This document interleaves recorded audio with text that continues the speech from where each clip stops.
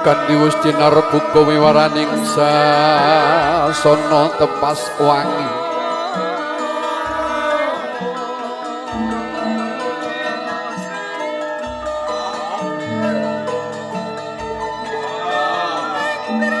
rikala samana sampun siyaga risang penganten sarimbit wis nyawiji kanthi gegandhengan asta wijilira saking tepas wangi. Ananging rikala hanami sing katresnan keparna kaperwan kanthi Rara Ayu Nur Laili naulil hikmah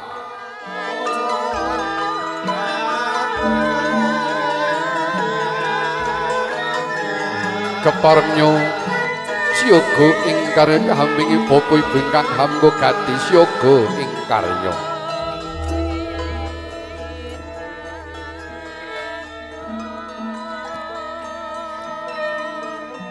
Gondo arum ingkang wijil saking sasana tepas wangi hangebaki sasana ginelaring upacara ya kanthi sinareng menggah binarung swaraning pradangga munya kanthi gandaning puspa kang maca warna manjing hangebaki sasana ginelaring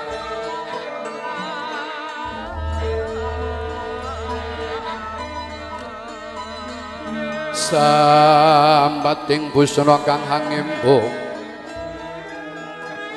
busananing prames warinata tumrapri sang penganten putri pating galep darpating calorot pindha kartika guming sir papan jogja lintang asesiring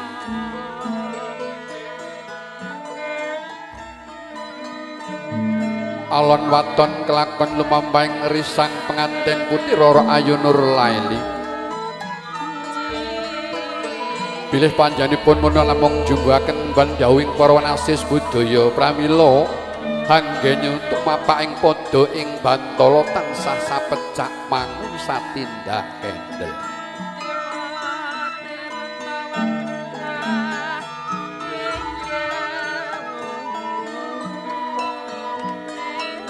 dening rikala samana risang penganten putri sumusul Raka Bagus Candra Eko Ardianto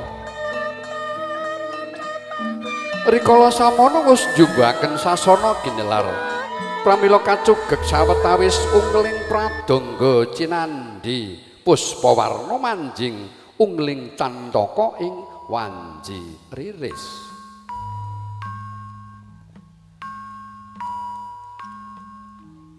wis sumadya ing karya jumbakan kanan kanthi bawang kudrat saking kang akarya jagat ana titah kang duweni sifat jalu dalam wanita sumedya nyawiji kanthi bebalangan gantal ingkang ateges sawijining winastan gondang kasih nyawiji gondang tutur rikala samana gondang kasilan tutur wis manunggaling rasa minangka katresnaning risang penganten sarimbit katiti anggene jinawat asta pratandha andum katresnan kados dening datan ginggang sarambut rikala samana penganten sarimbit hangayahe karya wondening lumantan misafirar genging swasana rikala samana Raka Bagus Candra Eko Ardianto badhe ngayahi karya hamarwakalis ndika dawuh pangendikaning para winasis kabudayan lumantar bapa biyo pramila usnya dumugeng titi wanjini Raka Bagus ingkang tanggung jawab badhe ngayahi karya mecah pangguluhan laing bapa biyung kanthi lumantar samekta wujuding perangan tiga ingkang cumelak dalah tinata ing Bakar Kencana dening rikala samana kanthi panjurung donganing para kadang sutresna nulya musti napak padha pecah sanalika padaning risang penganten kakung angayahi karya minangka jejibahan mecah pangguluhan laing bapa biyung Wontening rikala samono nuluri sang penganten putri sandika dawuh menggah ngemban dawuhing risang penganten kakung ya Kang Raka garwa. Kanthi ami jenis sukuning Kang Raka sinartan ambucal rereget menggah bebendho ingkang sampun nyawiji ing jiwa raganing risang penganten kakung. Kanthi kayan rasa kebaing pangatyati risang penganten putri anggenya taos leladi kanthi amijii sukune Kang Raka gelaring upacara Ranapada paripurna. Kepareng nyolinanting astanira risang penganten putri kajunaken jajar hangaya gelaring upacara ingkang sinebat anjunjung drajating priyayi putri wis nyawiji kaliyan drajating penganten kakung. Pramila rikala samono penganten sarimbit ingkang wis nyawiji manunggaling rasa cipta karsa miwah dayaning katiti anggenya ngaye karo ngadat tata cara Jawa kanthi kebaing suba dalasita boten uwal saking indahing budaya. Dening misafira rikala samono kepareng kanthi hamprati tesaken jajaring risang penganten sarimbit lumantar Rara Ayu Nur laili kadosening bebasan idri jagat makarya ing jagat raya ing wasipun mangke sumadya kacugeg anggenyo laksana kanthi kahanan jajar suka parisuka pundene penganten putri mapan ing kiringing Raka Bagus Candra Eka Ardiyanto. Rikala samono bebasan saking pangandikaning para wanasis budaya katitik sakembaraning pangagemaning risang penganten sarimbit ingkang winastan warna kresna samya hamastaning tresnaning risang penganten mono kanthi pocapan tir padha irenge. Dening rikala samono samakta ing karya risang penganten sarimbit nulya singeban ing ponang sindur kaaran gula klapa meyang seta abang kalawan putih kang dadi wernanira. Pramila kanihang laras moyo para kadang kinasih mirungganing risang penganten sarimbit kagendhong sang bapa datan sanes ngayahi gelaring upacara sinduran kapuruan. Unggeling pradangga kang jumbuh kaliyan kahanan kanihang laras moyo nedahaken risang penganten sarimbit syoga ing karya ngayejejibahan gelaring budaya. Rikala kagendhong sang bapa risang penganten putri kadheraken sang ibu minangka tuturi handayani.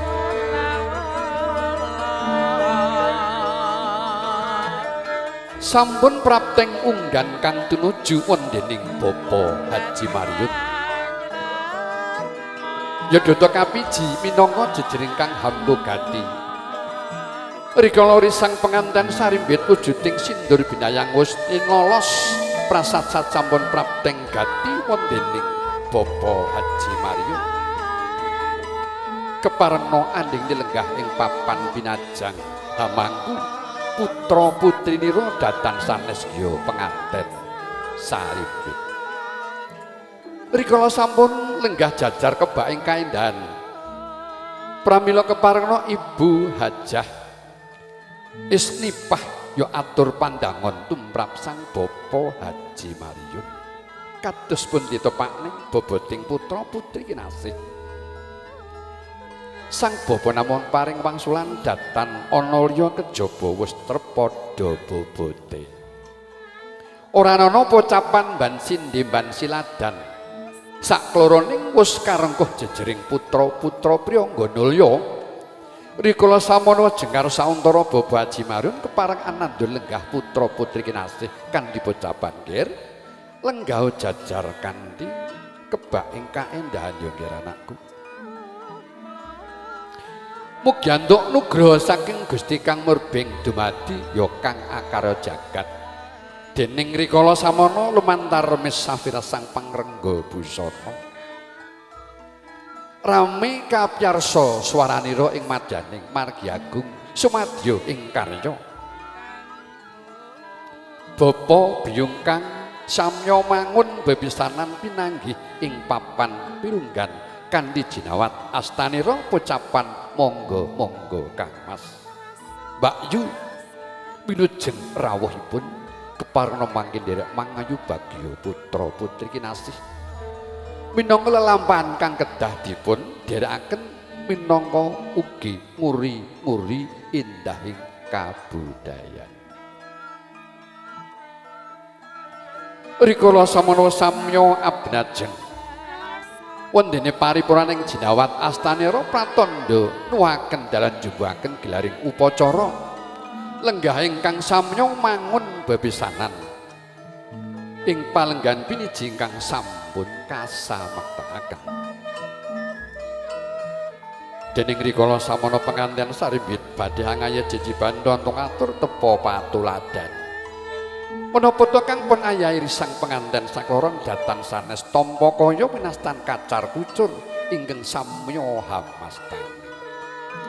Pramila rikala ngayahi karya pangandikaning Raka Bagus Candra kados mekaten tumrap kang garwa. Diajeng Nurleli garwaning pun kakang dawuh tinimbalan dalem Kang Mas. Iki munung kayaning pun kakang nambut karo jagat raya dening pikule kasuntak ing astamu tampanana diajeng rikala samana nulya ngayahi karya Raka Bagus Candra sok blogok wujuding uba rampe kacar kucur wondening kapirang saking wos awris dinar kacang tunggak gyodele kawak bebasan wong liya dadi sanak yen rikala samana penganten sarimbit wis mangun katresnan manunggaling rasa wujuding katresnanira wis tinambi rikala semana ing astaning penganten putri keparna manjing sesarengan jengkar saking palenggan tumuju ing ngarsaning bapa dalah Ibu Haji Mariun wis nyoba kaden risang penganten sarimbit mirungganing risang penganten putri hanitepaken uba rampe kacar kucur. Monggo Ibu nika panjenengan tampi kayaning pun kakang nambut karya ing jagat raya. Wis tinambi sakterapan kewala kepareng risang penganten sakloron kundur lenggah ing papan sakawit. Wondene ingkang badhe punyahe kanthi kebak ing katresnan andum tresna andum pakaryan lumebet gelaring tata upacara ngadat Jawi dahar walimah. Nulya Raka Bagus Candra ngendika malih ing babagan tata cara hangayahi pakaryan sesarengan. Apa iki kita diajeng garwaning pun kakang anggon mucaos leladi marang pun kakang wujuding dara walimah diajeng. Kang Mas Candra inggih menika wujuding anggen kula caos leladi tumrap panjenengan Kang Mas. Senajan to sega kewala dadi trasa tresna panjenengan tumrap kula Kang Mas. Ya diajeng apa kang dadi wujuding tresnamu lumantar dedulangan caos leladi marang pun kakang wis tak tampa sajroning manahing pun kakang diajeng.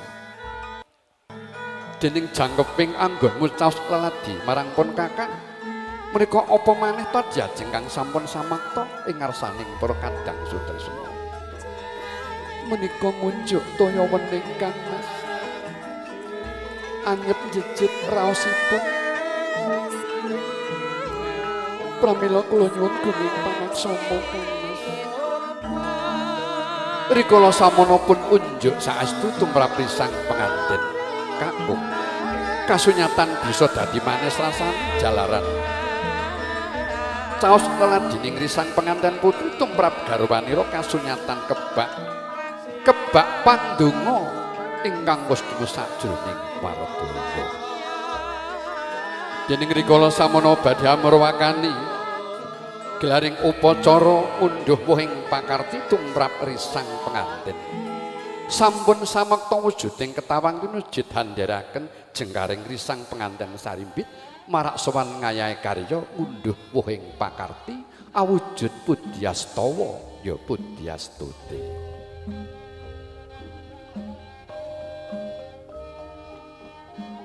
Sayuk rukun rerentengan risang penganten Sarimbit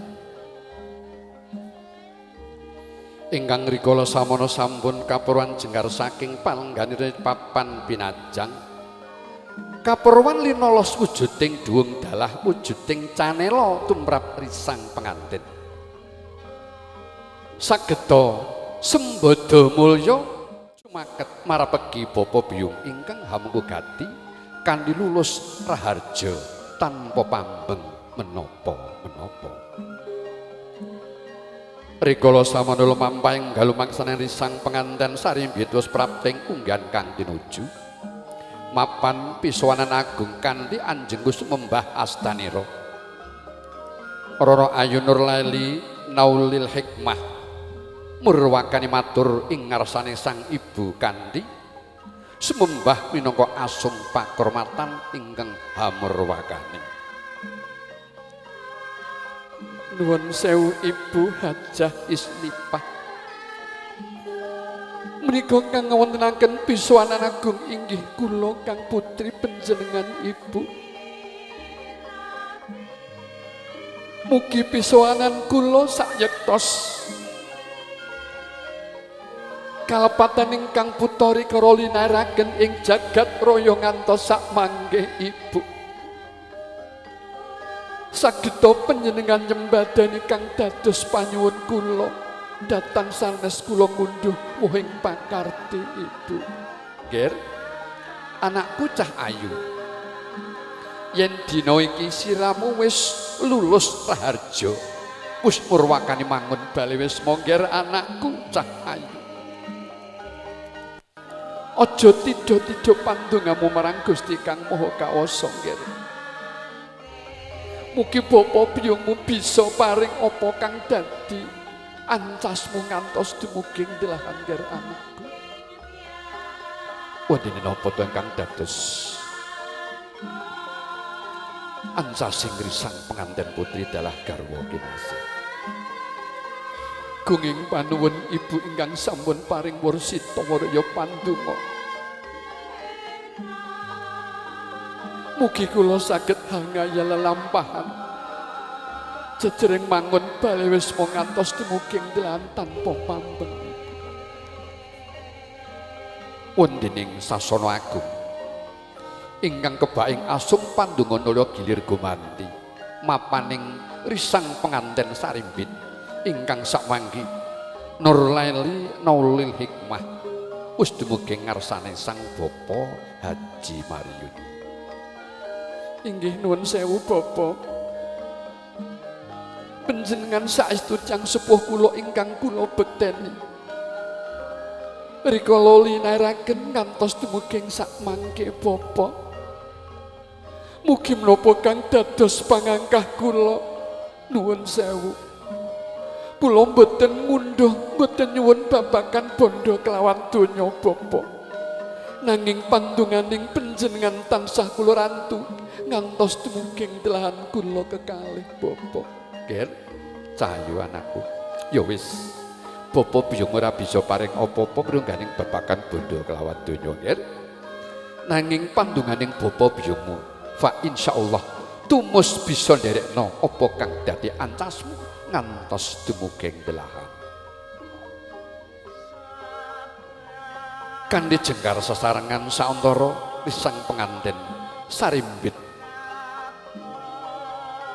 badhe ngabyantara marak sowan ing ngarsaning Bapa Ibu Sudarmita.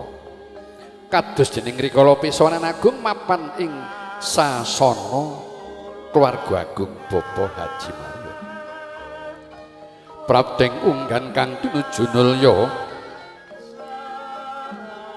risang penganten Sarimbit wis mapan ing sasana kang samakta. Kapurwan Roro Koko Bagus Candra utawi Candra Eka Ardianto pisunan agung sumembah asung pakurmatan tumrap sang ibu. Rikala samono ibu uswatun hasanah paring piweling tumrap putraning kinasih kados mekaten nggih. Wong jejujuan iku gampang-gampang angel to nggih. Mula sabaring sakjroning atimu ingkang sampun dipun uji saking Gusti Allah kang murbing dumadi. Mula sirah munggir sing ati-ati anggonmu ngayahi pakaran ing madyaning bebrayan ing madaning alam padang nggih anakku. Muga apa kang dadi ancasmu keturutan nggih para dumuging wasana ya nggih anakku cah bagus. Rikala sawana tinambi ing juraganing Candra Eka Ardianto. Nulya gilir bumantira Raka Bagus Candra mapan ing ngarsaning Bapa Sudarminto anjumbaken menapa kang dados pangangkah ing penganten kakung. Bapa sayektos kula sampun dumuging yuswa ing babagan mangun pinusudha krama Bapa. Ananging babagan ngelmu kangge mangun balewismu menika dereng wonten babar pisan Bapa. Pramila kepareng jenengan nurunaken wujuding Pudyastama tumrap kula kesaning kula sembada mulya nderekaken mangun balewismu kani wilujeng lulus raharja Bapa. Nggih. Kahanan alam donya kirama sagodhong kelor bebasan ya nggih. Mula sing ati-ati senajan to kathah gunggunge mung karingkes cekak aose mung loro kahanane nggih. Kados dening wujuding siramu priya lan garamu wanita. Ana uga loro kang kaaran pakaryan ala kelawan becik. Ing samudanane kang becik lakonana dene kang ala tinggalana. Menika Bapa Biyung ingkang dados paugeran mangun balewisma. Rikala samono risang penganten wis kambang-kambang lumakune kados ning alon-alon kanthi ngrantu kebak ing panjurung donga. Kambang-kambang yen lumaku wujuding tetembangan kang jumbuh kalian swasana ginelar uler kambang dumadine jumbuhaken kahanane.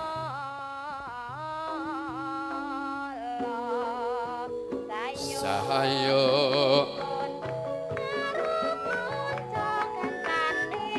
aja lali lemas kowe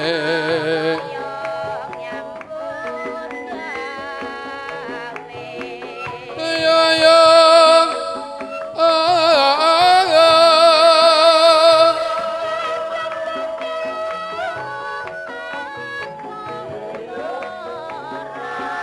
muwun sauntara krana kesengsem anggenyo ngayahi karya sampun kawistara wujuding jajaring risang penganten sarimbit rikala samana. Pramila katon iwut minangka ingkang kapitados jajaring juru rias menggah pangrengga busana.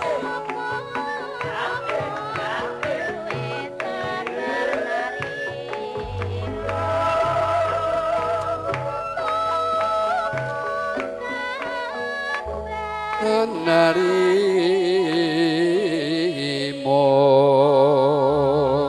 terus pundi Bapak Ibu endah nggih datan ana babagan kang kuciwa sedayanipun lumampah kanthi kebaking kaendahan endah edi milangoni ing mangke kantun setunggal titi adilaksana pitutur luhur mangke wilujeng handheraken gelaring upacara sinebat. Kresna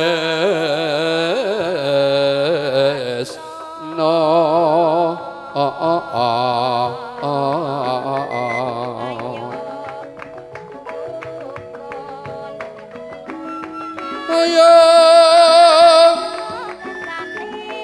aja lali lemas kowe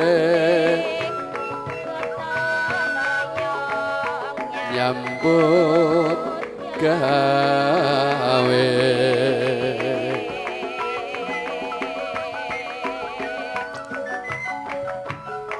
Iya. Oke. Menika kasugengan Mu'a Misafira Pangastu WU Gumilang Syuting Tegar Audio sedanipun kadhiraken wilujeng makarya ing sasana gelaring upacara naning praja ayo ayo ayo Brambang saksanimo berjuang di menra raja Rama-Rama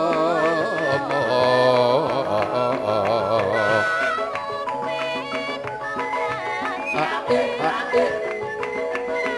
ya ya ae ayo ora worong kae-kae nyambut gawe.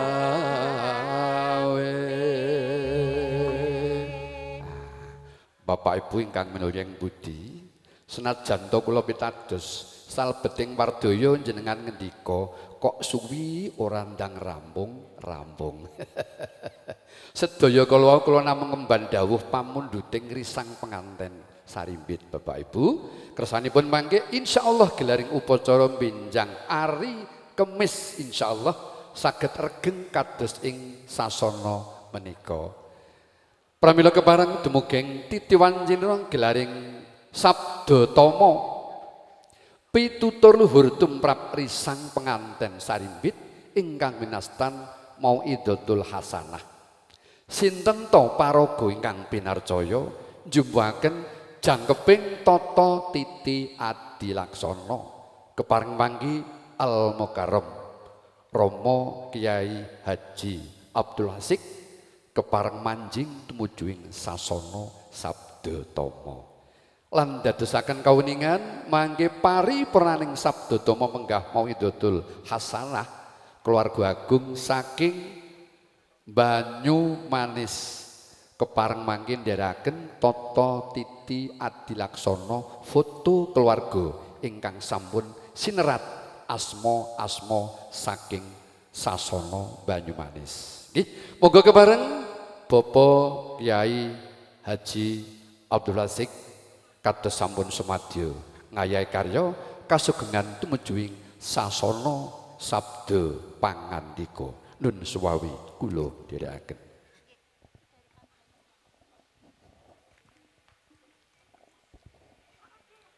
Badhe menika sampun paripurna Bapak Ibu nggih mangke sinambung gelar foto keluarga.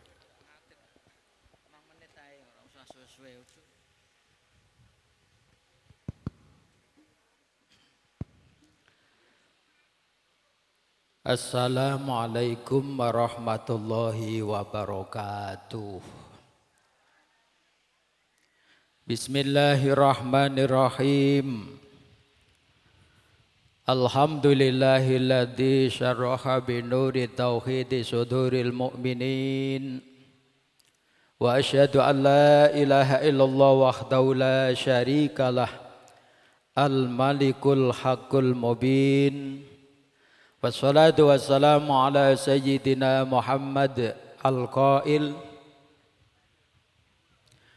an-nikahu sunnati faman raghiba an sunnati falaysa minni wa ala alihi wa ashabihi wa tabi'ina bi ihsanin ila yaumiddin amma ba'd.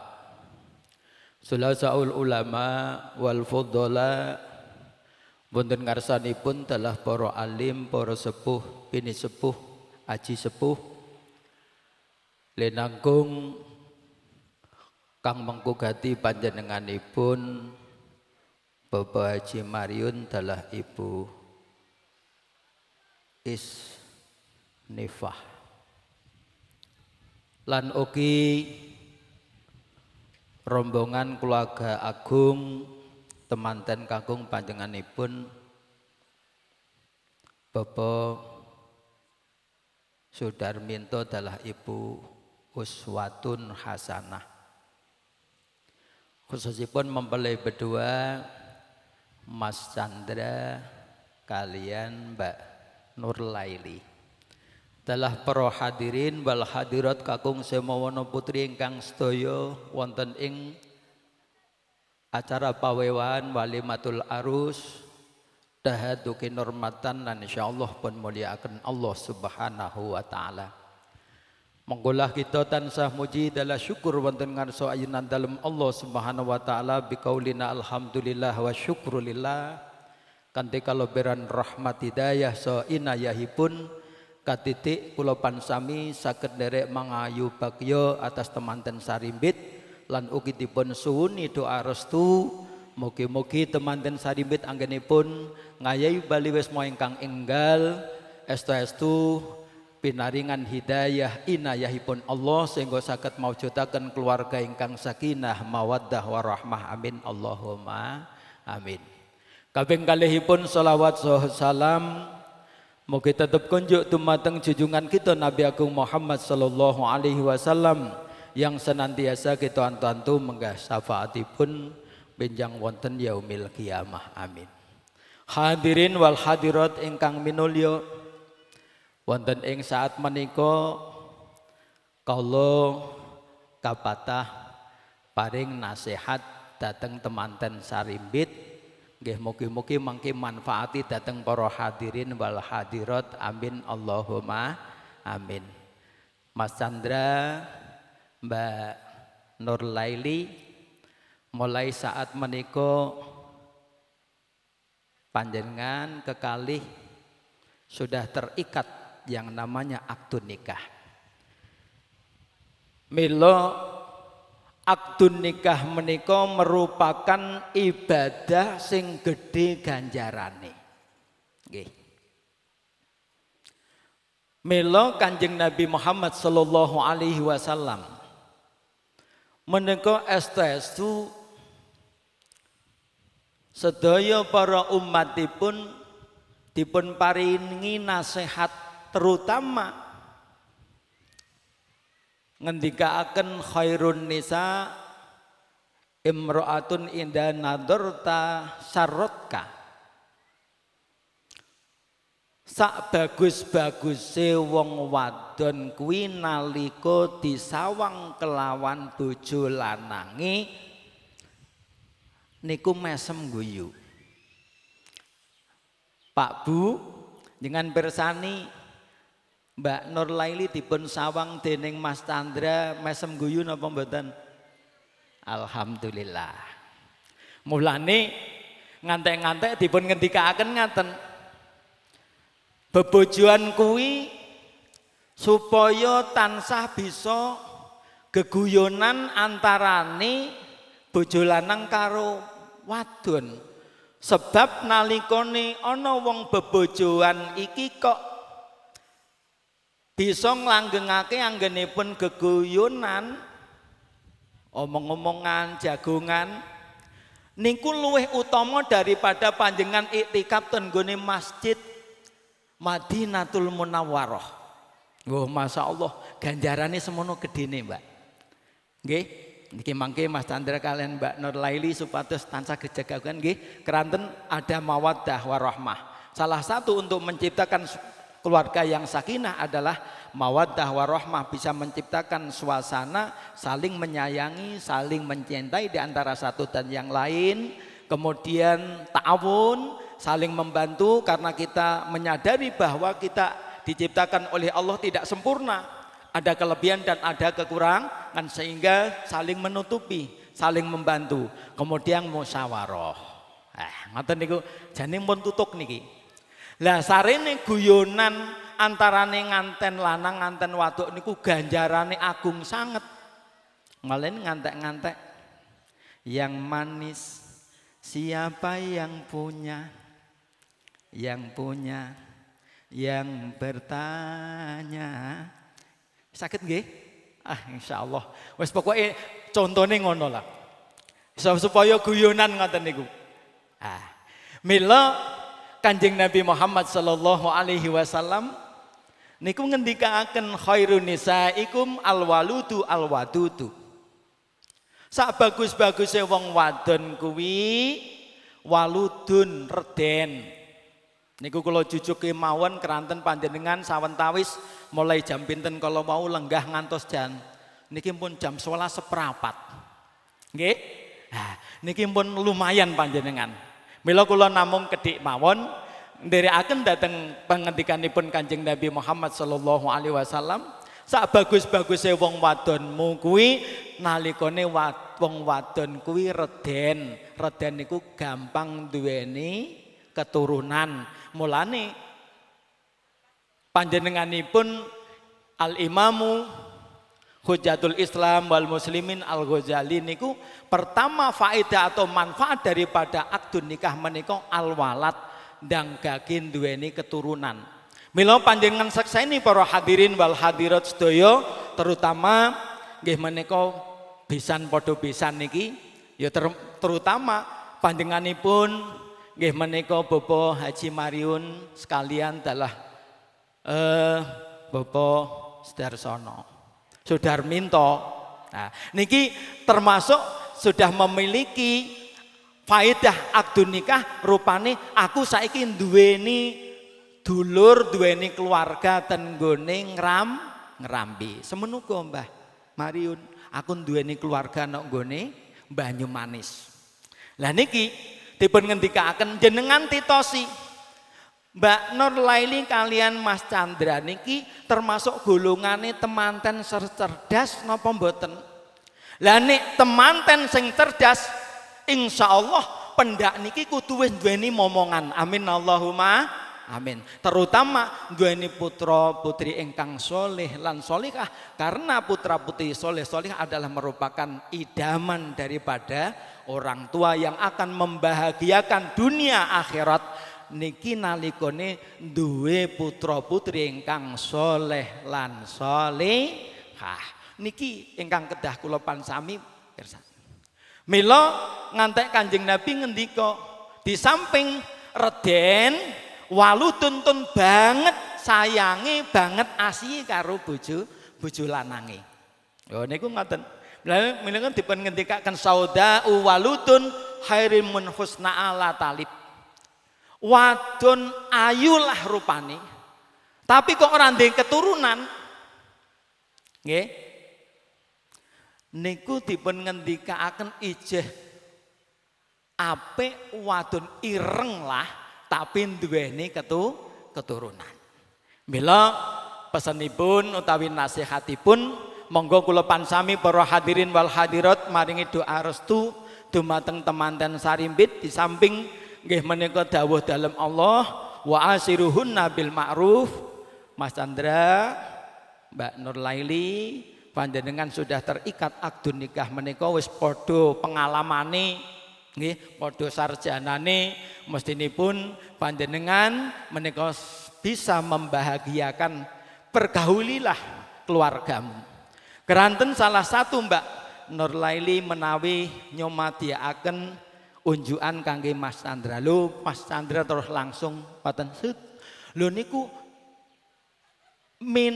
air minum yang disediakan oleh istri kemudian diminum oleh sang suami itu lebih utama daripada panjenengan poso setahun. Niku Masya Allah. Napa meleh Mbak Nur Laili menyediakan makanan kemudian dimakan bersama itu lebih utama daripada panjenengan haji karo umroh. Napa malih Mbak Laili selalu membahagiakan, memberikan kebahagiaan di dalam rumah tangganya siang malam, itu akan mendapatkan pahala yang terus menerus tidak akan ada henti-hentinya. Mila hadirin wal hadirat ketoke kok padha ngantuk niki mangke ana pantun dijawab nggih. Nah, kalau cinta adalah raja, kalau engkau ragil muni cakep ngono lho kok emah lho kok gumun, pancen ngantuk temenan. Kalau cinta adalah raja, cakep. maka hati adalah istana. Cakep.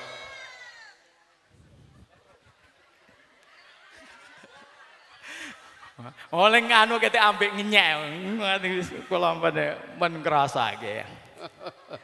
Perih mata karena debu, Cakep. perihnya hati karena rasa cemburu. Cakep. Kita boleh berteman 1000, tapi cinta tetaplah satu. Amin Allahumma. Monggo bersama-sama jenengan mangke ditirokno nggih. Niki Mbak Nurlaili ngendikan kalian Mas Chandra. Jagalah hatimu, jangan kau sakiti.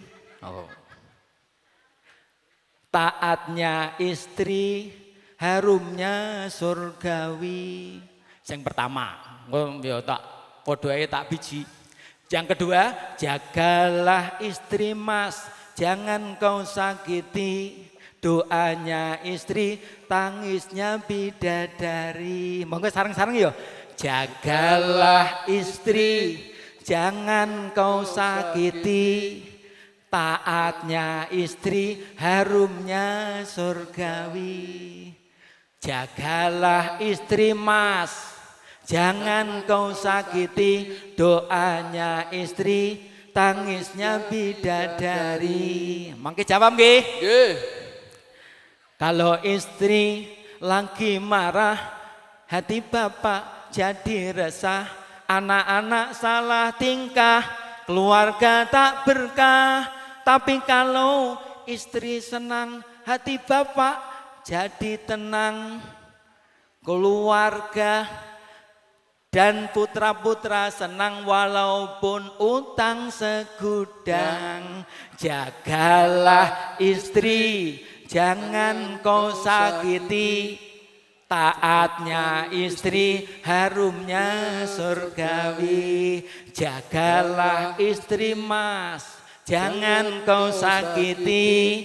Doanya istri, tangisnya bidadari. Alhamdulillah. Barakallah. Mila yang terakhir pesan Kanjeng Nabi Muhammad sallallahu alaihi wasallam nalika sahabat Anas bin Malik menika mantenan, Kanjeng Nabi kanthi cekak aos ngeten. Wis tak dongakno sahabat Anas bin Malik supaya temantenmu iki bareng-bareng ning do padha mantenan, tak dongakno supaya berkah umure.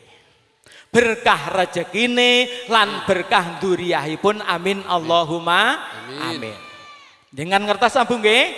Masya Allah sahabat Anas bin Malik menika yuswanipun 140. Lajeng putra putrinipun 114. Masya Allah. Kemudian putra putri yang sebanyak 117 kalau mau saben-saben anak siji entuk tanah utawa entuk warisan 5 hektar. Niku jenengan pilih kira-kira 5 hektar ping 100 14 niku pinten? Masya Allah. Mugi-mugi temanten sarimbit anggenipun miwiti bali wisma menika asal kanthi doa restu panjenengan sedaya para hadirin wal hadirat, mugi-mugi tansah dipun paringi berkah umure, berkah rezekine lan berkah dzurriyyahipun. Amin Allahumma amin. Al-Fatihah. Bismillah.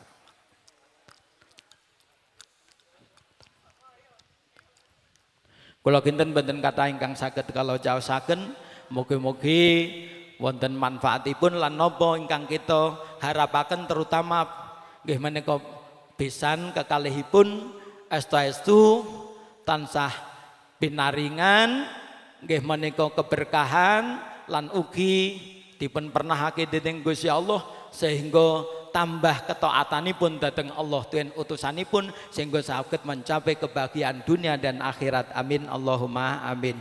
Kirang salangkungipun nyuwun agungipun pangapunten ingusana kita cekapi wallahu muwaffiq ila aqwamit thoriq. Assalamualaikum warahmatullahi wabarakatuh. Waalaikumsalam warahmatullahi wabarakatuh. Sabda pangandika ya sabda tama. Minangka hamungkasi gelaring upacara walimatul arus wontening jumbuh kalian kula aturaken Bilih menika mangke sinambung gelaring upacara foto pinilih kalajengaken foto keluarga. Mirungganipun Bapak Pangarso Desa alias Bapak Petinggi. Kanca-kanca kepala desa, cara Jepara kepala desa nggih, petinggi. Cara wetan kepala desa, cara pati. Pramila kepareng Bapak Inggi semuanya yang hadir dimohon dengan hormat untuk berfoto ria dengan kedua mempelai. Sehabisnya nanti disambung keluarga besar dari Banyu Manis tanpa terkecuali semuanya tergabung dalam kerangka gelar foto bersama. Wondene salebetipun gelar upacara foto purna saking keluarga Banyu Manis mangke sinambung keluarga ingkang hamgugati saking Bapak Haji Maryun sak keluarga agungipun nggih. Kalebet bridesmaid ingkang saking sanes daerah kalawau sampun nyawiji ing sasana pahargyan keparna mangke ugi nderekaken gelaring foto sinareng penganten salimbit. Bapak Ibu ingkang minulya budi, paripurnaning gelar foto jajar menika kersanipun mangke Bapak Haji Maryun dalah Ibu jengkar sawatawis mapan ing wiwaraning sasana pepanggihan. Minangka hanambi idi pangestu saking panjenengan ngiras pantes minangka nderekaken jengaring panjenengan saking sasana pahargyan agung. Wondene kula ingkang pratitesaken gelaring upacara jejaring pambiwara Purwaduka ing wasana kula pitados kiranging tata dalah kiranging duga kirang trep anggen kula ngrakit ukara ing babagan medhar sabda sa pambiwara parandene kirang jumbuh ing babakan rakit ukara menggah indahing parama sastra keparengna kula nyadong urmentahing pangaksama ingkang tanpa wilangan ing wasana usikum wa nafsi bitaqwallah. Assalamualaikum warahmatullahi wabarakatuh. Waalaikumsalam warahmatullahi wabarakatuh. Oke, hadirin yang berbahagia. Sekarang sudah ganti baju Bapak Ibu ya. Tadi pambiwara sekarang sudah ganti baju sebagai tamu biasa. Tidak ada yang tamu luar biasa. Sama ini kok dapuk tamu ngoten iki. Oke. Ini Gus dipersilahkan dari audien yang masih setia menunggu untuk atur panglipur. Kalau saya punya teman dekat sekaligus bagus suaranya. Sinten menika? Kanjeng Raden Tumenggung Suhar. Ingkang pundi priyantunipun? Ingkang bagus. Ngagem batik kersanipun saged miyak sepining swasana minangka suguh panglipur kagem para kadang sutresna budaya. Jawi saking menika ugi minangka pakurmatan kula sakanca mlayu panjenenganipun kepareng minggah wonten ing sasana pawiyaten. Saged kaaturan sakmenika? Langsung kemawon. Oh monggo. Monggo kadang kula werda Bapa utawi Kanjeng Raden Tumenggung KRT. Senajan to boten pidalem saking Solo ning sayekta saged njombaken kahanan kados dening ing Solo Surakarta. Nggih, matur nuwun kadang kula anem. Oh nggih. Kebareng kula badhe nderek atur lelipur mugi kewala saged ndamel ing penggalih. Nggih nggih badhe Bawa mawon menika. Oh nggih. Bawa Asmarandana. Oh nggih. Nggih, mangke dipun lajengaken Minggahipun apa apike iki ya. minggahipun ya seripat-seripit. Wah. Nggih, Nek Asmarandana. Kula bawa kemawon. Nggih. Sumanggaken. Dipalarken apa boten? Bawanipun? Boten sisa palaran?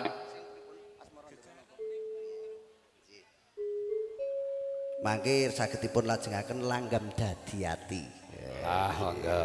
Nggih. No no no no. Gegaraning wong akrami Dados tutu bondo tutu rupa rupa hamung ati pawi tane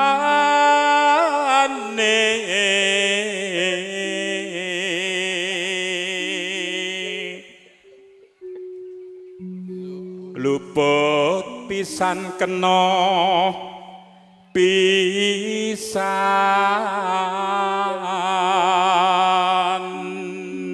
Monggo kalajengaken kalian gelar foto saking keluarga Banyumanis.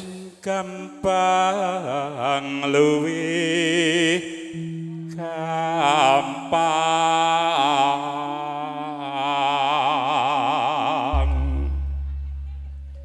yen angel angel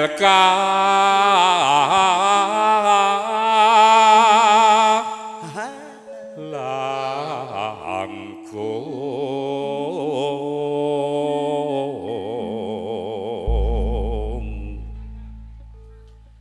tan kenoti numbas harta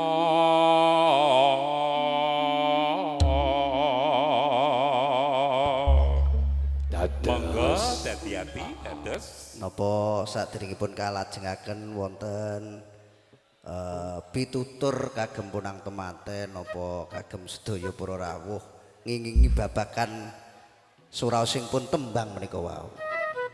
dan nggih mirunggan katur dhumateng panganten kekalih Nggih. saha para adilenggah ingkang satu kebak ing berkah bilih jejodohan menika ingkang wigati mboten bondo mboten rupa Wah, nggih. ning manah penggalih utawi ati sauger manah menika sampun klik nah ngeten atus saged dados mugi kewala temanten kekalih saged tansah atut runtut reruntungan pindhone mimi lan mintuna Mas Hang, nggih sajake kok kecilikan banget saged klik mbok gedhekno sithik klok.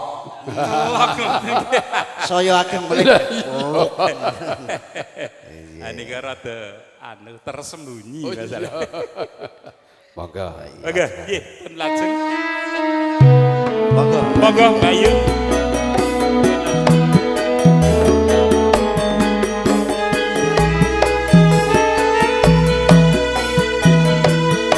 Matur nuwun Bapak, kanthi dawanipun. Yuk, yuk, yuk. Yuk.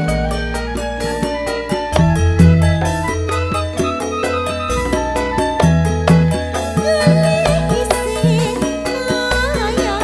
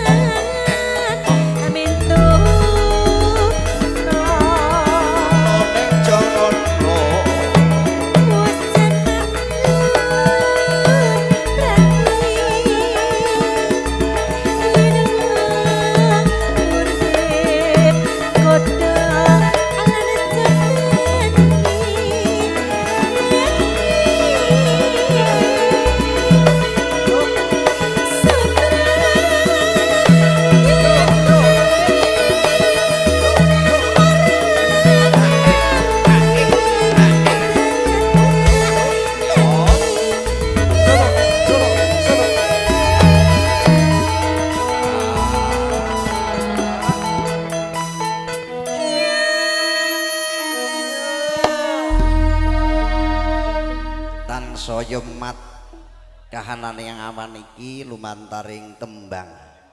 Iki apa iki mau tembange? Hati-hati, Mas. Hati-hati. Ya, monggo.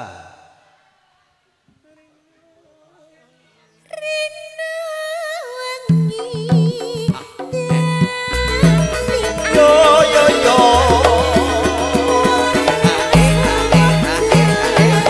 Halo halo halo halo.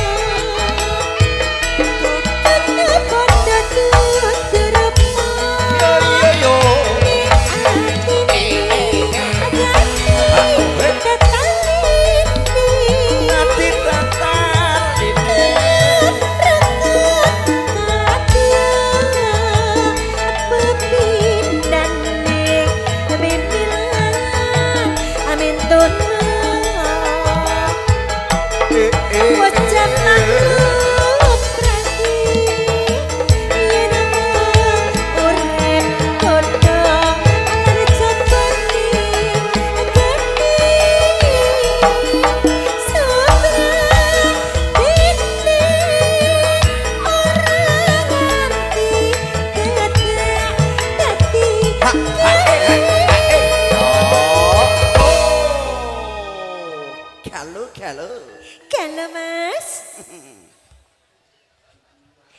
Niki lagu anu dados pangeling-eling ya Mas. Pripun? Lagi mbok ya mangke wonten benthek kelinga ngene iki. Ya iya no. Arep digoleki teken ndi wae wis sancen kuwi jodone. Wong iki anggere ngrumangsa marang kesalahane lan kaluputane dhewe iki ora bakal kelakon benthik. Nggih Mas, heeh. Dadi rebut kuwi rebut kleru aja rebut bener. Nek saling memperebutkan tentang kebenaran, wah kira dadi dandan. Ra dadi. Lanjut. Rina wangi dadi aku.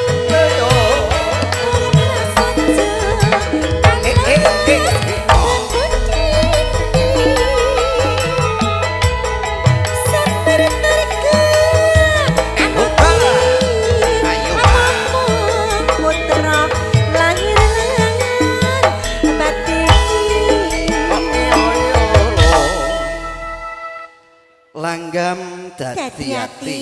ingkang dipun miwiti pepundhen kula kanthi bawa asma Randana. Kanthi katampi rena ing penggalih tumrap sedaya para rawuh utaminipun Bapak Haji Mario dalasan ibu sakeluarga. Nggih Mas. Nggih, monggo ingkang badhe ngersakaken kapundhut gambaripun senarengan kalian punang temanten kekalih. Monggo nderek ngantri ketingalipun penggemar lan fani pengantin akeh banget. Katitik sing ngantri foto pirang-pirang Lah iya. kaya ngantri BLT. Tak sawang-sawang lho Mas. Nggih.